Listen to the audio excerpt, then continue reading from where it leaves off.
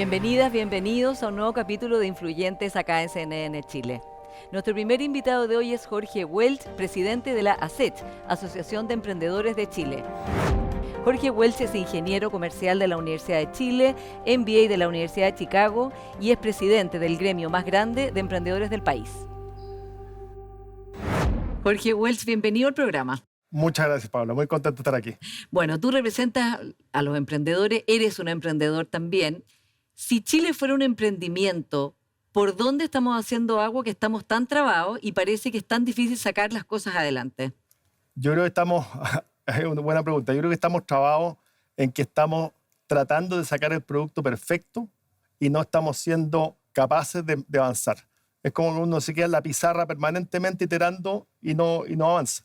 Esa es la sensación que tengo, que estamos tratando de salir todos, consensuando todos y no estamos avanzando. Sí, y que además hay mucha confrontación porque a veces ni siquiera nos podemos poner de acuerdo en cuál es el producto o cuáles son las variables básicas para sacar algo adelante, ¿no? Es que es justamente eso, que cuando uno está diseñando algo, tratando de avanzar, empieza a recoger opiniones de todos lados. Pero en algún minuto alguien tiene que decir, mira, estamos de acuerdo en este 80%, en este 20% no, avancemos con ese 80%. Ahora, tú partiste tu mandato, o cuando partiste, hablaste de las 4 I que había que combatir o enfrentar: la informalidad, la inseguridad, la inflación y la incertidumbre. Las últimas dos están más controladas. La inflación, desde luego, que está mucho más controlada. Y la incertidumbre también, porque ya los procesos constitucionales se cerraron. Y eso, que era una fuente de incertidumbre económica, para la productividad, para la inversión, etcétera, se cerró también. ¿Qué pasa con las otras dos? ¿Cómo avanzamos en términos de informalidad y de inseguridad para tener las condiciones que tú estás diciendo que son necesarias para empezar a despegar? A ver, yo creo que primero la incertidumbre no necesariamente se acabó. Yo creo que una parte importante, que era los cimientos, que era el proceso constitucional, pero hoy día todavía hay incertidumbres súper relevantes. El tema tributario es una incertidumbre. El tema de cómo le va a pegar esto al mundo emprendedor, al mundo pyme, a las empresas medianas, a las grandes, todavía está en discusión, pero es algo que por lo menos, digamos, ya esperemos que tiene que estar relativamente encarrilado. Pero en las otras dos I, que es informalidad e inseguridad, yo creo que la segunda, o sea, yo no veo que hemos avanzado mucho. De hecho, cada vez queda la sensación de que estamos peor. O sea, hoy día tenemos hasta el caso de este secuestro de este señor Ojeda. O sea, hay temas bien complejos que yo muchas veces siento que se están identificando los problemas, pero tratando de usar herramientas incorrectas. Y con respecto a la otra I, ¿no es cierto?, que es la informalidad, yo creo que ahí hay mucho por avanzar. O sea, ahí hay muchísimo por avanzar, porque nosotros hemos estado estudiando bastante en detalle ese mundo, y la informalidad tiende a interpretarse como solamente la persona que está vendiendo en la calle, ¿no? Y eso probablemente tiene además muchos problemas hacia atrás de quiénes son los que lo están proveyendo de productos, por qué están entrando esos productos a Chile. O sea, hay ahí una cadena de cositas que hay que ir arreglando, pero además está la informalidad más escondida, digamos, ¿no? Que son la gente que no declara, que trabaja y declara una parte y que no declara la otra parte. Entonces, ¿y por qué lo hace? Porque a lo mejor tiene ciertos subsidios que, si declara sus ingresos, los pierde. Entonces, ahí es donde se empiezan a generar muchos vacíos que le pega a todo el ecosistema. Cuando hay informalidad, hay competencia desleal, hay lagunas en la previsión, bajan las pensiones. Entonces, es un tema bien complejo que nosotros sentimos que no se ha abordado como un todo, sino que se tratan de hacer medidas bien específicas, pero, o sea, no sacamos nada con sacar a todos los vendedores ambulantes para hacer un más. O sea, es mucho más complejo que eso. Ahora, Jorge, ¿cómo es la relación de los emprendedores que tú representas y de los emprendedores en general con este gobierno? Te lo pregunto especialmente porque Ricardo Meves hizo unas declaraciones bien fuertes, presidente de la CPC, que son las grandes empresas. Evidentemente es un mundo distinto, pero es desde la empresa también, diciendo que aquí tiene que haber un cambio brusco en el gobierno, porque dice que este gobierno tiene un sesgo ideológico antiempresarial. ¿Tú compartes esas definiciones? A ver, es que yo creo que parte un paso más atrás, que es, aquí hay ser empresario casi como mala palabra. Y una de las cosas que nosotros siempre hemos sostenido es de que el empresario puede ser un empresario pequeño, mediano o grande. O sea, para nosotros la diferencia entre un grande y uno chico es que uno factura más que el otro, pero los problemas de esencia son súper similares. O sea, tanto un empresario grande como un pequeño dice, oye, yo necesito tener certezas de, por ejemplo, si yo quiero emprender un negocio, ¿cómo va a ser mi relación con el Estado? Tengo que pedir 25 permisos, me voy a demorar un año en partir, ¿cómo van a ser los impuestos? Si a mí me va bien, ¿cómo me va a tratar el Estado? Entonces, hay muchas similitudes en eso. Por lo tanto, en general, a mí no me gusta hacer esa distinción entre empresarios y emprendedores. Entre empresario y emprendedor, porque siempre, al final, es una definición bien como media filosófica. ¿Qué es un empresario? Alguien que factura más de 100.000 UF, y emprendedor es alguien o pyme es alguien que factura menos de 100.000, y eso te hace distinto. Yo tiendo a pensar que no, que hay necesidades distintas, pero en esencia los dos necesitan lo mismo. Certeza, un Estado que te apoye y certidumbre en temas tributarios, en temas legales, en temas de seguridad. Y entonces, Mebes, ¿tiene o no razón, ya que son más o menos lo mismo, en que este es un gobierno que tiene un sesgo ideológico antiempresarial? Yo creo que tiene un sesgo en clasificar en cajitas distintas por tamaños de actividad. Entonces, para mí no tiene mucha lógica el decir, oye, este tipo, como es un empresario, yo a ese lo tengo que apretar de una manera y a este que es una pyme, yo lo tengo que proteger mucho más. ¿Eso no hace sentido? Hace sentido cuando tú tienes claro que quieres que esas pymes se transformen en empresas grandes. A mí no me hace sentido cuando se piensa que una pyme solo necesita que le estén dando subsidios y subsidios y subsidios. Yo creo que las pymes lo que necesitan es trabajar tranquilas, necesitan tener certeza de qué pasa cuando a mí me empiece a ir mejor, cómo me puede ir mejor a mí, cómo me va a ayudar el Estado a que a mí me vaya mejor. Y ahí pasa por muchas variables, las herramientas que hay de capacitación, de apoyo de capital semilla, de regulatorio. Siempre se habla de la permisología, ¿no es cierto? Y uno siempre piensa en grandes proyectos mineros. Anda a tratar de poner un restaurante. También la permisología le afecta a los emprendedores. La permisología le afecta muchísimo y mucho más. Porque tú si quieres poner un negocio y te vas a demorar un año en que te aprueben todos los permisos, probablemente quebraste antes. Una gran empresa va a tener, por último, la caja para poder enfrentar eso. Pero una empresa chica no puede. Ahora, ¿qué agenda debiera desplegar este gobierno para sacar adelante, ayudar o hacer crecer a los emprendedores y las emprendedoras de Chile, entendiendo además que es un sector muy dinámico, pero que estuvo muy golpeado por la pandemia, muy golpeado por el estallido social y que está como recuperándose en un escenario además en que estamos con desempleo alto? O sea, necesitamos crecer, necesitamos mayores empleos y los generadores de empleo son las empresas más pequeñas. Claro. Bueno, por supuesto las grandes también, pero sí. hay una alta cantidad de empleo que se genera en empresas que son más pequeñas. Por lo mismo, yo creo que ahí lo importante es, yo te diría que es el ir simplificando muchas cosas. O sea, el que a ti te sea fácil el armar un negocio, el ponerlo en marcha, porque hoy día nosotros, por ejemplo, tenemos esto, crea una empresa en un día. Y perfecto, fantástico, maravilloso. Lo hacemos hoy día y la empresa, la pyme promedio, desde que se crea la empresa hasta que empieza a funcionar, 6 meses. Digo, ¿qué es eso? Entonces, tienes por una parte toda la parte regulatoria, que es muy importante porque eso es lo que te hace dar más empleo, y si a ti no te dan el permiso, ¿qué es lo que termina pasando? Empieza a funcionar igual, pero a la mala. ¿Y eso qué implica? Que también tiene que contratar a la mala. Entonces empieza con el círculo vicioso. Y eso yo creo que le hace muy mal. Y lo otro es que creo que la discusión, por ejemplo, la discusión tributaria, muchas veces se va a tratar de tratar muy distinto a un grupo que a otro, pero siempre con esquemas que son bastante complicados. Y a mí me ha tocado estar en un par de reuniones con el ministro Grau, con el ministro Marcel, incluso con el mismo presidente, decirle, por favor, vayan y cuéntenle lo que están pensando a una persona en la calle que tiene un local, a ver si entiende de lo que se está hablando. Porque muchas veces por hacer el diseño perfecto, lo que termina pasando es de que se termina haciendo algo súper enredado.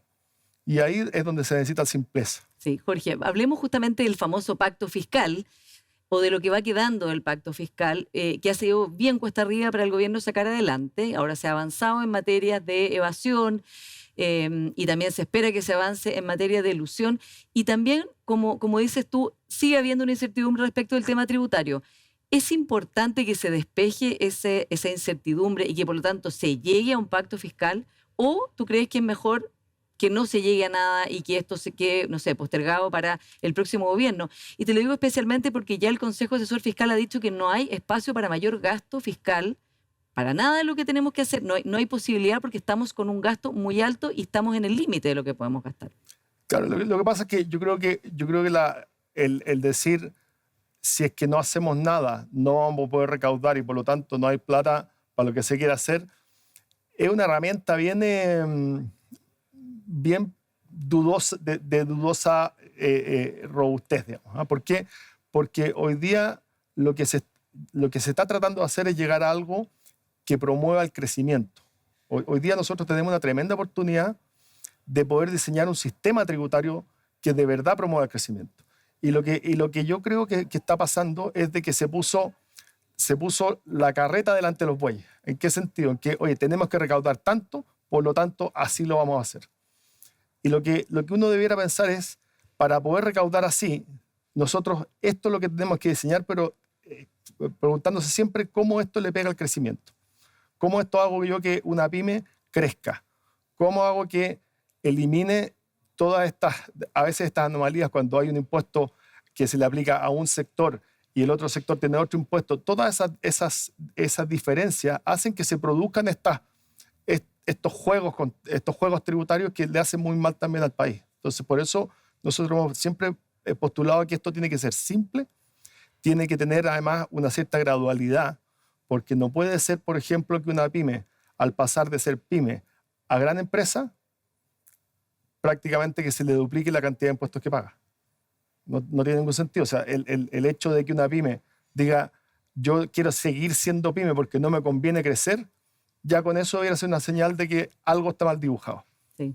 Ahora, ¿tú crees que, volviendo a la pregunta del principio de tu respuesta, que es mejor sentarse y acordar algo ahora y que por lo tanto los parlamentarios de la oposición, los gremios empresariales, se allanen a un acuerdo en materia tributaria, aunque no sea perfecto, o seguir en esta dilatación permanente de esperar la perfección según uno u otro sector, que al final lo que hace es que se postergue esa decisión con el correlato de falta de recaudación digamos, de ingresos para gasto fiscal, pero además, como decías tú, de incertidumbre? No, yo creo que de todas maneras el 80-20, o sea, hay que ir al 80% donde uno está de acuerdo, porque probablemente van a haber siempre sesgos ideológicos ahí y todos de alguna manera podemos tener.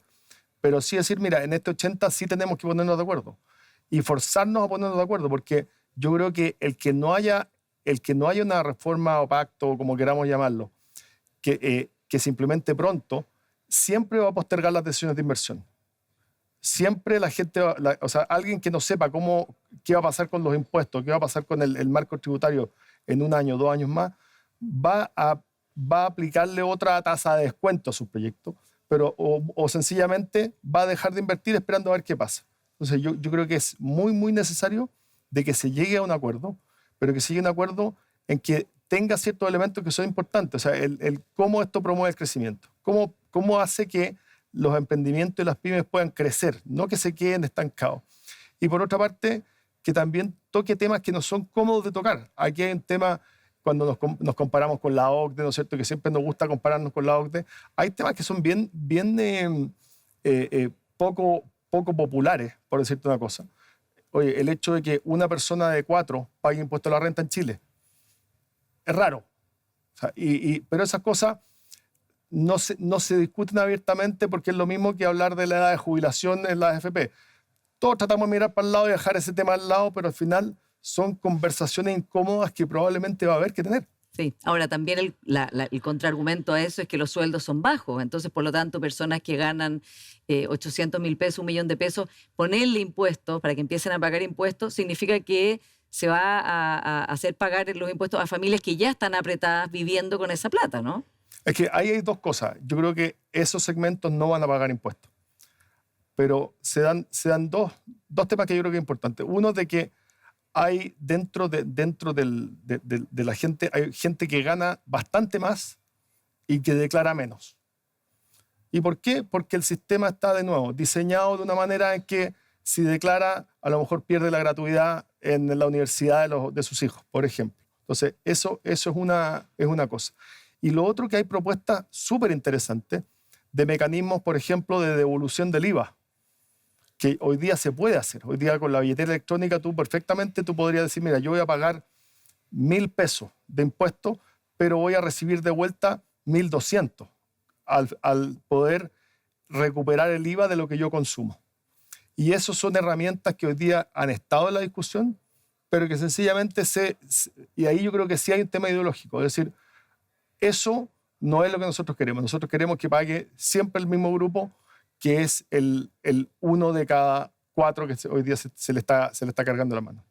Jorge, se ha hecho el balance de estos 2 años de gobierno y hay dos hitos que son muy importantes, como por ejemplo las 40 horas y el aumento del salario mínimo a 500.000 pesos, que va a entrar en vigencia ahora muy luego, el 1 de abril, ¿no? ¿Cómo están viendo desde el sector de los emprendedores, que hay muchas que son pymes o empresas medianas, estos dos cambios que fueron bastante acordados por lo demás, y sobre todo de cara a que haya una reforma de pensiones en que se va a tener que subir la cotización, que va a ser con cargo al empleador de un 6%, y lo que estamos discutiendo es a dónde va, digamos, claro, pero no, ya el 6% está como incorporado, sí, ¿no? Sí. Bueno, la verdad es que no es misterio que eso al final termina siendo una mayor carga para las empresas. O sea, y particularmente las empresas más chicas, donde si bien se acordó que fuera gradual, pero sigue siendo un impuesto. Entonces, y esos impuestos a la larga terminan alterando decisiones. Por ejemplo, yo iba a contratar 2 personas, voy a contratar a una. Yo iba a hacer 2 turnos, mejor voy a tener un turno. Entonces, hay que estar consciente de que este tipo de medidas le pegan a la economía. Ahora, y hay que estar dispuesto a asumir el costo de eso. En el caso del salario mínimo, ¿no es cierto?, hay toda una escala de subsidios, o sea, que fue algo que se terminó consensuando con el ministro Grau, y que de alguna manera es ponerle un poquito de anestesia a una medida que en otras circunstancias te habría afectado mucho. Pero claro, y por eso aceptaron también la medida, ¿no? Claro, pero sigue siendo una medida que va a afectar. Lo que pasa es que te pusiste un poco de anestesia para que no te duela tanto. Pero es eso. Entonces, y si a esto le sumas lo del 6% de la cotización, de la reforma de pensiones, tú dices, bueno, nosotros hemos estado conversando con alguna gente y dice, oye, yo si tengo que poner el 6%, fantástico. O sea, lo voy a hacer porque es la ley. Pero probablemente lo que termine pasando es que yo, dueño de la pyme, termine siendo informal. Peor, entonces vamos a aumentar la informalidad. Entonces, este tipo de cosas a veces uno se termina mordiendo la cola, porque hablábamos, de hecho, con un emprendedor, con una pequeña pyme, creo que era en Rancagua, y él decía, oye, yo esto, para mí, ese 6% ya lo que me obliga es a mí a buscar otro mecanismo de cómo pagarme. Yo voy a seguir con mi gente, voy a cumplir la ley porque no soy un buen ciudadano y lo tengo que hacer, pero me obliga a mí a empezar a buscar cómo yo resuelvo. Sí. Ahora, así como tú decías, Jorge, que era importante sacar adelante el pacto fiscal y ponerse de acuerdo y no seguir dilatando esa decisión, ese acuerdo, ¿crees que es importante sacar adelante en lo que queda de este gobierno una reforma de pensiones? Recordemos que llevamos ya años, 3 gobiernos, no sé cuántas comisiones, y seguimos en el mismo problema en que no logramos resolver cómo se distribuye ese 6%, y estamos ahí estacionados. Yo creo que la reforma de pensiones es absolutamente necesaria. Lo que se ve en la discusión, eso sí, es de que estamos como negociando como que estuviéramos comprando una alfombra, 3 y 3, 4 y 2, y solamente se está dando la discusión ahí. Y no se están abordando otras cosas también. El tema de las lagunas, por ejemplo. El tema de las lagunas ocurre también en muchos casos porque la gente es informal. Y como es informal, no cotiza, y después de tantos años tú te das cuenta que tienes, la mujer en particular, los años de cotización son bajísimos. Entonces, va a estar claro, haciendo está la laguna por la maternidad, claro, y después que a veces no se pueden contratar porque no tienen dónde dejar a los hijos, no tienen sala cuna. Por eso, mira, lo bonito o lo complicado de la economía es que todo está conectado. Entonces tú mueves una pieza aquí y empieza a generar efectos por todos lados. Y en este caso de las pensiones, hay un tema que es la falta de cotizaciones, la falta de ahorro de la gente, por las razones que sean, ¿no? Puede ser porque sienten que informal van a ganar más plata, o se acomodaron a ese sistema, pero por lo mismo que la reforma de pensiones no solamente tiene que ir a buscar cómo nos repartimos ese 3 y 3, 4 y 2, 5 y 1, y el temor, por lo menos que nosotros vemos de que la discusión se centre en eso y no necesariamente en causas que son mucho más profundas. Hoy día no está en ninguna de las discusiones esto de que, oye, vamos a vivir 80 y tantos años, 90 años. Entonces, ¿cómo vamos a financiar eso? Yo a veces siento que la urgencia que le pone el gobierno es a mejorar las pensiones ahora ya, al costo que sea para adelante. Bueno, también porque hay gente que ahora ya Claro. está sufriendo de Claro. pensiones con que no puede vivir. Entonces, por lo mismo, ese problema probablemente podría abordarse de otra manera a estar hipotecando el futuro de las generaciones siguientes. Ese es el tema que a veces complica porque uno tiene el diagnóstico bien, que las pensiones son bajas, pero las herramientas que usa no son necesariamente las correctas. Tú tocaste el tema de las mujeres emprendedoras, de las mujeres en general y el trabajo. Y ahí se nos abren dos temas que son muy importantes. Uno es que muchas mujeres se transforman en emprendedoras porque no pueden conciliar familia y trabajo en sus trabajos y por lo tanto deciden emprender, como podríamos decir, por obligación, no necesariamente porque tengan un gran sueño de ser emprendedora, y por lo tanto sus condiciones son distintas de las de los hombres en ese sentido, ¿no? ¿Cómo lo ven ustedes desde la SET de colaborar y ayudar a esas mujeres que se han transformado en empresarias como por las circunstancias de la vida, para que tengan las herramientas, puedan crecer y puedan obtener todos los beneficios de ser empresaria y no quedarse como, digamos, en un tamaño muy pequeño? Sí, yo creo que y eso además se exacerbó en la pandemia.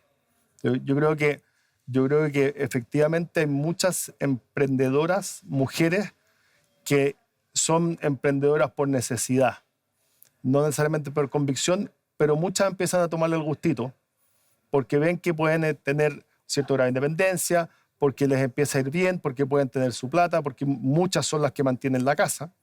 Entonces, ahí nosotros hemos puesto mucho foco en poder entregarle herramientas, particularmente capacitación. Yo diría que capacitación y de contención para que vean que hay otras que están en lo mismo. Y eso es re importante, porque normalmente este viaje de emprendimiento es re solitario. Y cuando una mujer se lanza a esto porque no le quedó otra, yo creo que está llena de miedos. Y además, los miedos de que es la fuente de ingresos de la casa, muchas veces. Entonces, ahí es donde una persona siempre va a necesitar las herramientas técnicas, ¿no es cierto? Conocimiento, qué sé yo, pero también mucha contención con eventos con otras mujeres, que vean que hay otras que iguales a ella o pares de ellas que lo han hecho bien, que intercambien conocimiento, opiniones, experiencias, y eso es súper enriquecedor. Jorge, se nos quedan 2 minutos, pero un tema que quiero saber es la Sala Cuna Universal. En un seminario organizado por ICARE te mostraste como bastante interesado en el tema, y es un problema que hoy día solo las empresas que tienen 20 mujeres tienen obligados a dar el derecho a sala cuna, y se está tramitando un proyecto de sala cuna universal desde el gobierno anterior. En realidad esto lleva 27 años como idea dando vuelta y no se ha llegado a destino. Y los cálculos que ese mismo seminario escuchamos es que se podría aumentar un 4% el PIB de Chile si las mujeres que no pueden trabajar por esa razón pudieran ingresar al trabajo. Desde la ASECH, ¿están disponibles para la sala cuna universal? Absolutamente. O sea, de hecho, cuando me tocó ir a esto y escuchaba las cifras, porque uno siempre tiene una idea, pero cuando te dan la cifra dura, que fue creo que Rodrigo Valdés que la entregaba, uno dice, bueno, estamos locos. O sea, ¿cómo es posible que llevemos 25 años discutiendo un proyecto en que el 80% de los temas están todos de acuerdo? Porque habían temas que eran relevantes, pero que yo no puedo creer de que por temas puntuales no salga esa ley.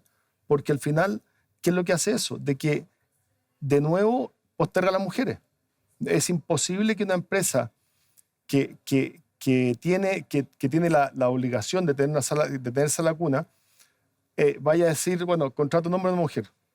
Si tiene 19, el número 20. Claro, es lo que pasa, la mujer 20 no la contratan Entonces, nunca. al final termina siendo un cacho contratar a una mujer, porque me obliga a otras cosas. Entonces, lo que dijimos es, y lo que nosotros sosteníamos, que esto tiene que ser parejo para todos, o sea, que desde el número 1 al número X, pero además que no sea un tema que esté vinculado a la mujer. Claro. Que A las personas que son padres, a las sean personas que son mujeres o hombres. padres, porque si no, sigue siendo un costo adicional de contratar mujeres, y eso es lo que uno no quiere que pase. Sí. Y veremos entonces qué pasa con Ojalá el que no apoyo haya de que la esperar. SECH. A lo mejor tiene mayor posibilidad la Sala Cuna Universal. Jorge Welch, muchas Ojalá. gracias por esta conversación. Muchísimas gracias, Paula. Encantado de venir. Y ahora nos vamos a una pequeña pausa y seguimos con más influyentes. Nuestra siguiente invitada es la alcaldesa de Quinta Normal, Karina Delfino. Ella es socióloga y militante del Partido Socialista y fue líder de la Revolución Pingüina. Con ella conversaremos sobre el llamado del alcalde Bodanovich a que los militares ayuden en la crisis de seguridad, de la decadencia de los liceos emblemáticos y del futuro del socialismo democrático.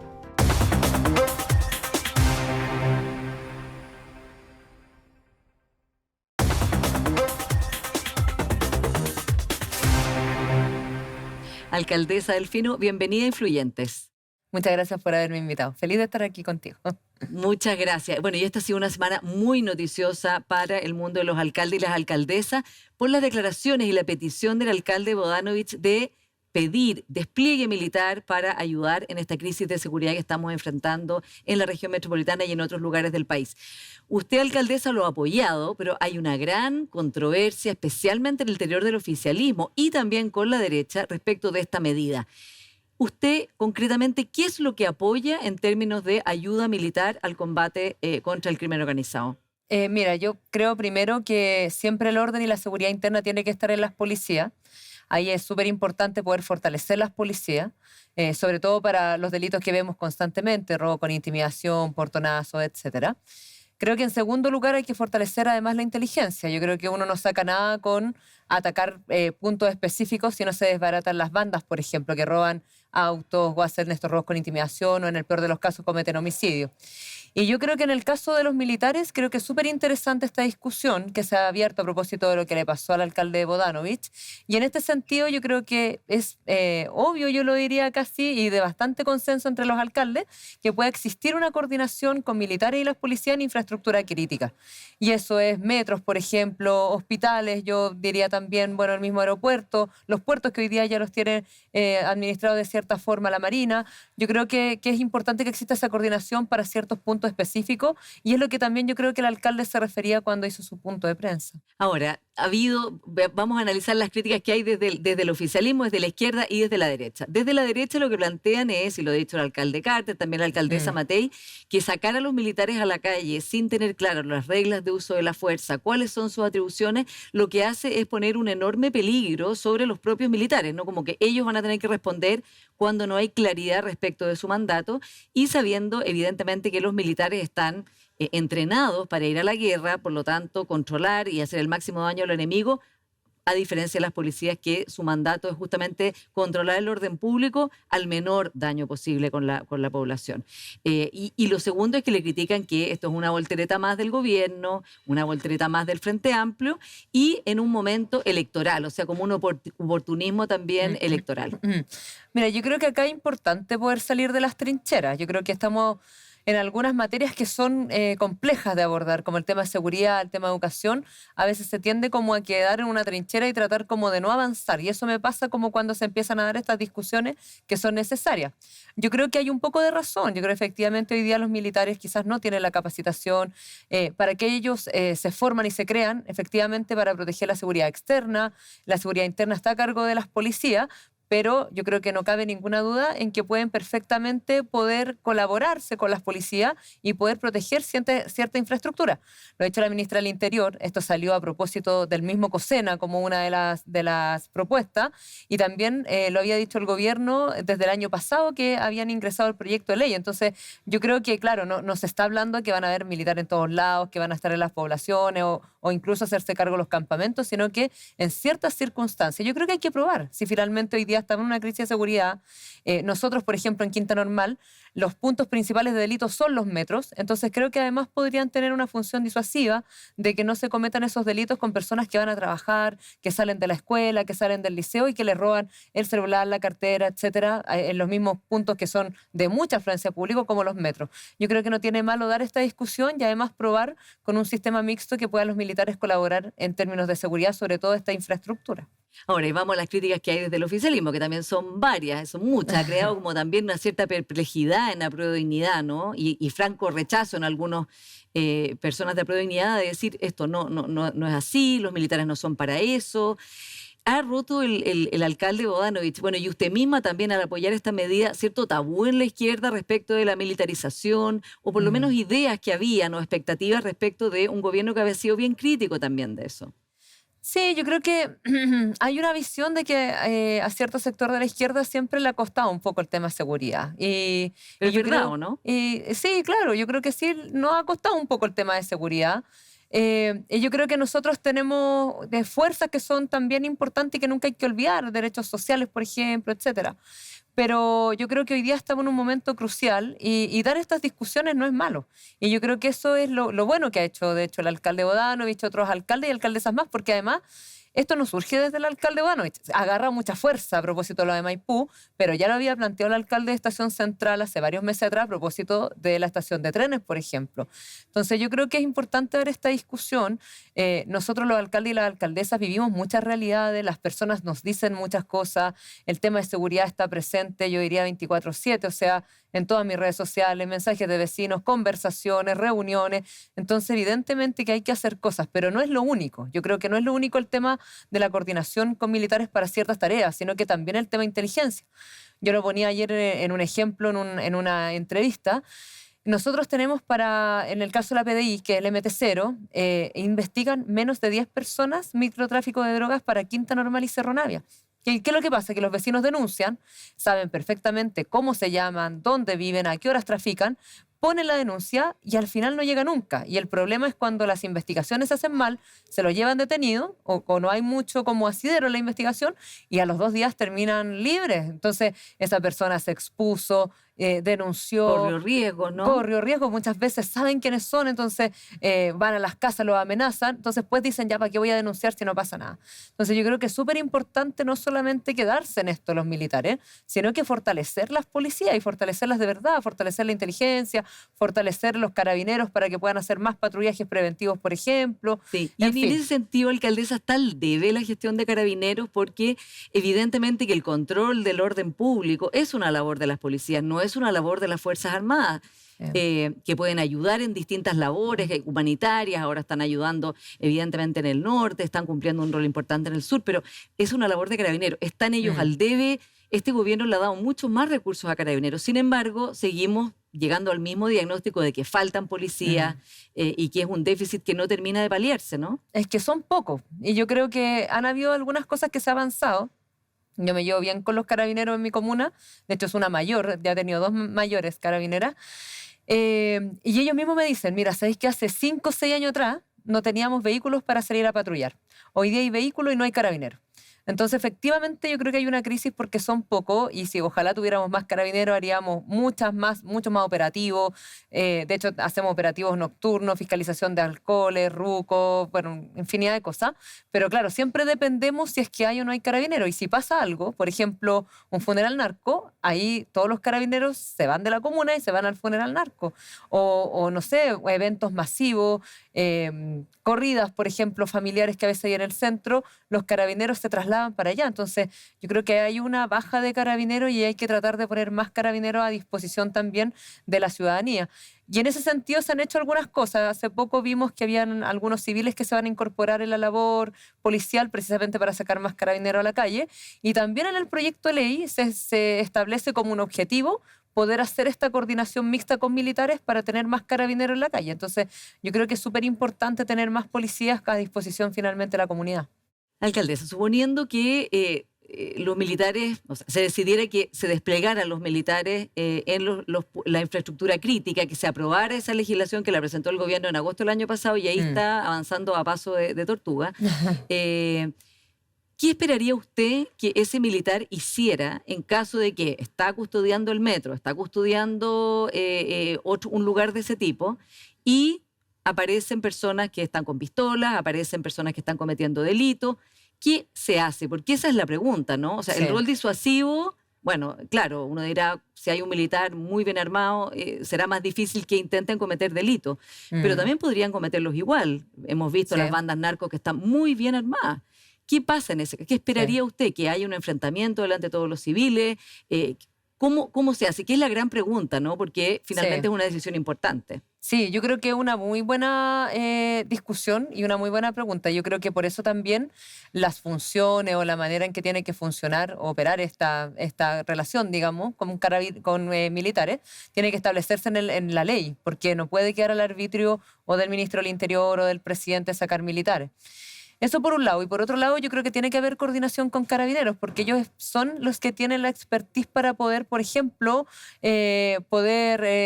disuadir, o no sé si disuadir, pero si pasa una situación de este tipo, poder neutralizar la situación. Y yo creo que ahí los militares debieran tratar de tener, yo creo que la misma disposición que tienen los Carabineros para poder enfrentar estas situaciones. Y por eso creo que tienen que ser coordinados, porque no es la gracia tampoco que esté un militar, dispare y pueda matar, por ejemplo, a una persona inocente. Que yo creo que eso es la sutileza cuando también se establece de dónde estén los militares. Y por eso tiene que haber esta coordinación y por eso yo creo que se tiene que probar con la infraestructura crítica, porque yo creo que va a generar efectivamente un efecto disuasivo. O sea, no creo que alguien llegue con pistola al metro si hay un militar, pero si es que así hubiese, yo creo que es súper importante que exista esta coordinación con las policías. Claro, porque también desde el lado de los militares están renuentes a esta idea, ¿no? Pero Lo claro. dijeron en el COSENA, lo dijo el general Iturriaga y lo han repetido militares en retiro y activo. No es Pero algo claro. que les parezca bien hacer así, sin reglas claras de uso de la fuerza, porque también o si no Pero la claro. responsabilidad va a ser de ellos. O sea, si hay una situación de disturbio y usan su arma, bueno, ¿qué garantía tienen ellos de que fue usada digamos, en cumplimiento de su deber y no van a tener un juicio contra ellos después? Yo creo que eso es súper relevante. Yo creo que además cuando se aprueban las leyes siempre van asociadas con reglamento de uso, por ejemplo, de la fuerza. Y yo creo que ahí es importante que podamos concordar con expertos, con nosotros, con los políticos, etcétera, con los alcaldes, alcaldesas, de ver finalmente cómo se afina ese uso de la fuerza, porque yo creo que efectivamente es algo que hoy día estamos discutiendo, que creo que es súper positivo, pero que hay que tratar de mantenerlo de esa manera, que sea finalmente una alianza virtuosa y que no salgamos para atrás después con todo esto. Pero yo creo que es una buena medida y que puede contribuir a que las personas se sientan más seguras. Bueno, y este gobierno ha cumplido 2 años, ¿no? Y ha sido bien polémico porque el gobierno dijo estamos mejor que hace 2 años, lo cual la oposición no está de acuerdo para nada con esa frase, pero la gente tampoco en las encuestas está de acuerdo mucho con esa frase. ¿Usted cree que estamos mejor? Siendo que además estamos hablando de esto, ¿no? De que los militares vayan a ayudar a una situación de seguridad ciudadana que dista mucho de ser una satisfactoria. Es que yo creo que el tema de seguridad ha sido un tema muy complejo para este gobierno. Yo creo que le ha tocado difícil. Y que Hemos no estaba en visto su prioridad delitos. tampoco, alcaldesa. Eso lo dijo el mismo presidente en una entrevista en El País, que Sí. crecimiento y seguridad no estaban en su programa, ni estaban en su eje prioritario, que son los temas más importantes hoy. Son los temas más importantes, salen en todos lados y además hemos visto delitos que antes no los veíamos, o sea, descuartizamiento, estamos hablando de delitos horrorosos, secuestros, homicidios, tasas altísimas de homicidios. Entonces yo creo que efectivamente hay una sensación de inseguridad, pero también un tipo de delito que antes no veíamos y que el gobierno lo tiene que enfrentar, porque para eso somos gobierno. Sí. Para eso ¿Estamos uno mejor o gobierna no? finalmente. Yo creo que sí, estamos mejor. Yo no sería tan duro con el gobierno de que estamos peor que hace 2 años atrás, pero sí falta mucho por hacer y sí ha sido muy difícil también el gobierno. No solamente la seguridad, sino que también le ha tocado difícil en el Congreso. Le ha tocado súper difícil avanzar, le han tocado como enfrentar situaciones que la derecha ha sido, la verdad es que muy, muy difícil porque se ha puesto a temas fundamentales como el tema pensiones, tributarios, etcétera. Entonces, no solamente a nivel país, digamos, lo tiene difícil, sino que también en el Congreso lo ha tenido difícil. Alcaldesa, usted también hizo mucho mucha noticia por una entrevista que dio a La Tercera en que habló de que eliminar la selección le había jugado una mala pasada a los liceos emblemáticos y usted, siendo una destacada alumna de la educación pública, lo sentía especialmente, ¿no? La decadencia de los liceos emblemáticos, y le llegó mucha crítica, especialmente el Partido Comunista. De hecho, hubo ahí un conflicto entre el Partido Socialista y el Partido Comunista, y el ministro Cataldo llamó a actuar coordinadamente en esta materia, en fin. ¿Usted sigue sosteniendo esto y cree que debiera reponerse la selección para los liceos emblemáticos en las indicaciones que se pudieran presentar a la nueva educación pública? Lo sigo sosteniendo. Yo creo que hay una crisis de la educación pública hoy día, que también lo dije en esa entrevista, que a veces se tiende a eclipsar con la crisis de seguridad, y que a mí me duele mucho porque lo veo a diario, en términos de infraestructura, de currículum, de rol de los docentes, etcétera. Sobre todo yo diría en infraestructura. Bueno, los resultados de la PAES, incluso los resultados del CIMSE, que si bien subimos, hay muchas escuelas todavía públicas que están atrás. Entonces, mi reflexión va también desde mi propia historia. Yo estudié en la Escuela República de la India de 307, me fui al Liceo 1, estudié en la Universidad Católica y ahora soy alcaldesa. Entonces, mi trayectoria, yo hoy día la veo en los niños y en las niñas de Quinta Normal, y yo pienso dónde esos niños van a poder estudiar. Y me frustro muchas veces, porque digo, a lo mejor para muchos niños en el pasado como yo, era una esperanza poder estudiar en el Liceo 1, en el Instituto Nacional, en el Carmela Carvajal, y hoy día eso no existe. Entonces, por eso finalmente es mi reflexión respecto a la selección de los liceos emblemáticos. Entonces habría que reponer la selección de los liceos emblemáticos. ¿Qué más hay que reformar al proyecto de educación de la expresidenta Bachelet? Yo no sé si hay que reponerlo. Yo creo que es una discusión abierta. Lo que sí creo con fuerza es que se debió haber empezado antes con el fortalecimiento de la educación pública. Y yo creo que la ley de inclusión, porque hice solamente el matiz, digamos, o la crítica a ese aspecto de la ley de inclusión, pero ha tenido otras cosas buenas. El tema del final lucro, que hoy día los subvencionados no cobren, eso permite también que haya más personas estudiando gratis, pero sí o sí había que partir con el fortalecimiento de la educación pública. No podemos tener hoy día, por ejemplo, en el caso de Quinta Normal, un colegio que todavía no se puede construir desde el terremoto del año 2010. Ahora, ¿cómo se explica eso, alcaldesa? Porque usted que está en terreno, los alcaldes y las alcaldesas están ahí, que, por ejemplo, en Atacama y en Estado todo el verano no hayan terminado de arreglar toda la infraestructura. ¿O cómo se explica que ahora sepamos que hay 3.000 alumnos o miles de alumnos que no tienen cupo, y que el ministro Cataldo diga que, bueno, este es un problema de mediano y largo plazo? O sea, ¿cómo se explica eso y qué le responde usted a las vecinas y vecinos de su comuna que evidentemente están viendo un déficit en sus vidas reales de todo lo que está pasando con la educación pública? Porque el Estado es extremadamente lento. Yo creo que es una discusión que nosotros nunca hemos dado como gobierno ni como país, porque es extremadamente lento. Imagínate que nosotros estamos tramitando un proyecto de emergencia. Se quemó una escuela, un pedacito de una escuela, y metimos un proyecto en el Ministerio de Educación. Se demoraron un año en revisarlo, solo en revisarlo, porque ahí hay que licitarlo. O sea, fácilmente esa escuela se va a reparar en 1 año y medio. Nosotros ahora la estamos reparando, pero nos demoramos 1 año. Y cuando yo le explico esto a las personas, ¿qué me dicen? Ya, pero alcaldesa, ¿cuándo volvemos a clase? ¿Pero es solo problema de diseño de la ley o de los problemas institucionales, o también hay algo de responsabilidad en las personas que están a cargo? Es que yo creo que la educación tiene que ser prioridad.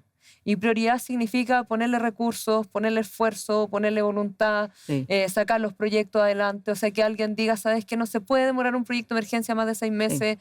Si hay escuelas que hay que construir, como lo señalan hoy día todo el mundo, que faltan cupos, entonces hay que ponerse a construir escuelas. Usted que fue el líder de la Revolución Pingüina, así que su trayectoria ha estado completamente ligada a la educación. ¿Qué nota le pone este gobierno en educación? Yo evitaría ponerle un nota al gobierno, porque yo creo que hay problemas. ¿Pero sería que roja o azul? No, azul. Pero el mismo presidente Boric reconoció en una reunión con la senadora Proboste que estaban al debe en educación. Es que yo creo que se está al debe, y se está al debe hace muchos años. A mí la misma tramitación de un proyecto similar de emergencia me tocó con el gobierno de Sebastián Piñera, y fue exactamente lo mismo. O sea, la duración, digamos, como de sacar un proyecto adelante es demasiado lento. Y además pasa otra cosa. La Superintendencia de Educación, que nos fiscaliza y nos va a ver, y está bien, lo que hace muchas veces es pasar multa tras multa. A nosotros nos pasó en un colegio que ya estaba malo. Yo hice la denuncia que estaba malo, fue la Super Intendencia y nos sacó una multa. Y después me la volvió a sacar y nosotros estábamos elaborando el proyecto en ida y vuelta. Y después estábamos arreglando la escuela y nos volvió a sacar una multa. Entonces yo le decía al ministro... Es como todo al revés. Le decía al ministro, si hay una voluntad de sacar un proyecto, o sea, uno, ayúdennos, y dos, si está malo, no nos saquen más multa, porque eso perjudica a los niños y niñas, y lo que hay que hacer es un proceso de acompañamiento. Sí. O sea, yo creo, por eso digo, esto es voluntad, esto es esfuerzo, esto es recursos, esto es ponerlo parte de la prioridad, yo diría, de los gobiernos, y la educación es lo más importante de una sociedad. Yo sé que estamos con problemas de seguridad, pero si no abordamos el tema educacional, también afecta el tema de ¿Usted le seguridad. pediría a este gobierno que se fije para los 2 años que quedan la educación pública como prioridad? Sí, sin duda, sin duda. O sea, si yo le pudiera pedir algo al gobierno de Gabriel Boric, yo creo que es poner en el centro del gobierno la educación pública y su fortalecimiento. Yo creo que ahí tiene que estar el centro, porque desde ahí es donde podemos arreglar finalmente la sociedad. Alcaldesa, se nos va acabando el tiempo, pero este episodio suyo con su declaración sobre los liceos emblemáticos, como decía, abrió una cuña entre el Partido Socialista y el Partido Comunista, que es una cuña que existe en varios temas, ¿no? Y es la diferencia finalmente entre las dos coaliciones, el socialismo democrático por un lado, cuyo eje es el Partido Socialista, que es su partido, y Apruebo Dignidad. ¿Usted cree que estas dos coaliciones tendrán futuro hacia adelante? O sea, digo, que es una alianza que fue como hecha sobre la marcha, ¿no? Pero que no termina realmente de cuajar. Sí, yo creo que tenemos culturas distintas, pero eso no significa que no nos podamos poner de acuerdo. Y yo creo que para poder avanzar en un Chile mejor hay que ponerse de acuerdo con los que tendemos a pensar similar. Y en eso es fundamental que las fuerzas de centro-izquierda se puedan unir. ¿Y usted ve que el PS ha recuperado como más el alma en el sentido de que estuvo bien cabizbajo todo el socialismo democrático, la exconcertación, después de los resultados de la última elección presidencial? Y también por todo lo que significó este cuestionamiento a los 30 años, a los gobiernos de la concertación, al expresidente Lagos. Eso ha cambiado bastante, ¿no? El mismo presidente Boric ahora tiene otra mirada de los expresidentes Lagos y para qué decir de la expresidenta Bachelet, que siempre está, digamos, apoyándolo y apoyándola también. ¿Usted siente que el PS está recuperando personalidad, separándose de ese momento en que estuvo como acomplejado frente al Frente Amplio?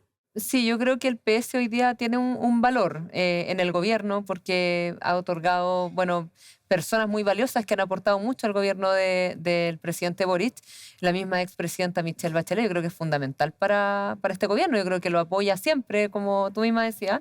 Y yo creo que sí, que hemos recobrado como, bueno, el PS tiene mucha historia, historia buena, mala, pero es un partido que tiene más de 80 años. Entonces, yo creo que ese es su valor finalmente, Sí. que además tiene militancia en todos lados, tiene una militancia muy popular además, o sea, en todas las comunas, tiene militancia de trabajadores, de personas comunes y corrientes, de muchas mujeres. El feminismo en el Partido Socialista existe hace muchos años. Entonces, yo creo que eso es finalmente el valor del PS y hoy día yo creo que estamos en un bien pie, o sea, tanto en el gobierno como también en las comunas, las alcaldías, concejalías, etcétera. Y hablando de la expresidenta Bachelet, bueno, es la figura mejor evaluada de la centroizquierda y la izquierda en las encuestas en materia presidencial. ¿Usted la ve a ella con, no digo hoy día con la intención y las ganas, pero ¿qué le parecería a usted que ella fuera candidata a un tercer mandato? Yo he conversado con ella porque estuvo en la comuna hace como 2 meses. No tiene intenciones, la verdad, de ir de nuevo. Yo creo que también por temas personales, por temas políticos probablemente.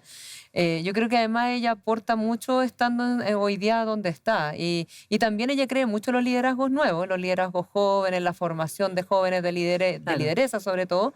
Y yo creo que ella hoy día se siente cómoda donde está y siempre va a aportar. O sea, a mí me encantó su segundo gobierno sobre todo, pero yo creo que hoy día ella está también en una misión más bien de apoyar estos nuevos liderazgos que volver a ser candidata. Ahora, ¿y qué pasa con el socialismo democrático? Usted decía, claro, están en cargos muy importantes. Desde otras miradas, dicen, bueno, el socialismo democrático se lleva toda la responsabilidad en sus hombros, ¿no? De seguridad, con la ministra Toa, Hacienda, el ministro Marcel, el ministro Montes, con todo el tema de vivienda, el Manuel Monsalve, el subsecretario. O sea, se llevan una cantidad, el ministro de Justicia, el ministro Cordero, se llevan enorme cantidad de responsabilidad y están desgastándose muchísimo para un gobierno el que tampoco son todas sus ideas, evidentemente, las que se llevan adelante porque el presidente es del Frente Amplio, no es del socialismo democrático. ¿Usted ve así que se han desgastado? Es que yo creo que el presidente, si bien es del Frente Amplio, yo creo que tiene muchos valores que son socialistas. Él también lo dijo en su minuto. ¿Es un socialista de corazón? Yo creo que es un socialista de corazón. Yo creo que él está aquí, digamos. Es decir, lo podría decir de alguna manera. La cultura política obviamente es diversa en Chile y él ganó en algún minuto quebrando incluso el binominal en Magallanes y eso fue una proeza, pero yo creo que él, su pensamiento, su cultura es muy cercana a nosotros. Y yo creo que los ministros han aportado en experiencia sobre todo. O sea, la ministra Toá, desde muy joven que se dedica a la política, que fue dirigente estudiantil, que fue alcaldesa, fue diputada, fue ministra, entonces ha estado en comandos presidenciales y hoy día le toca estar a cargo del Ministerio del Interior, que yo creo que es lo más difícil que tiene el gobierno y yo creo que eso le aporta en experiencia al gobierno de Gabriel Boric y eso yo creo que está bien.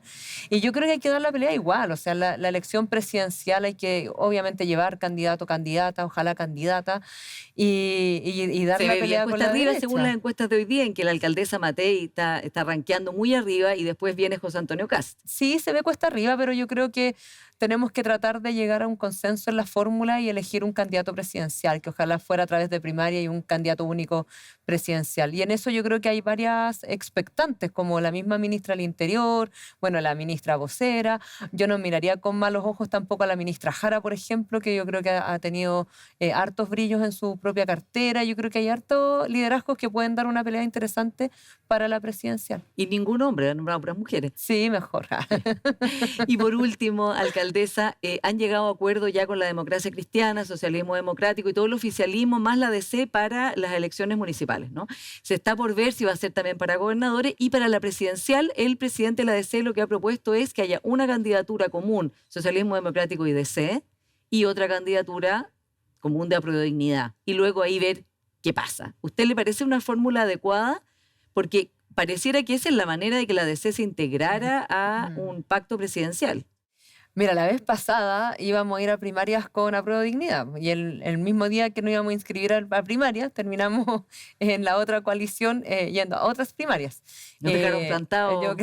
Yo creo que uno como que cree que esto pasó hace muchos años, pero no pasó hace tanto. No, pero yo creo que es importante ponernos de acuerdo en el mecanismo. Yo creo que el PS, el PPD, el Partido Radical debieran tener su propio candidato y después decidir con la Democracia Cristiana y con Aprodignidad cuál va a ser el candidato en conjunto. O sea, yo creo que sí o sí nosotros debiéramos tratar de ponernos de acuerdo para poder llevar un solo candidato a la carrera presidencial y eso tiene que definirse en primaria. Veremos entonces, alcaldesa Delfino, muchas gracias por esta conversación. Y a ustedes, como siempre, gracias por su sintonía y nos encontramos el próximo domingo.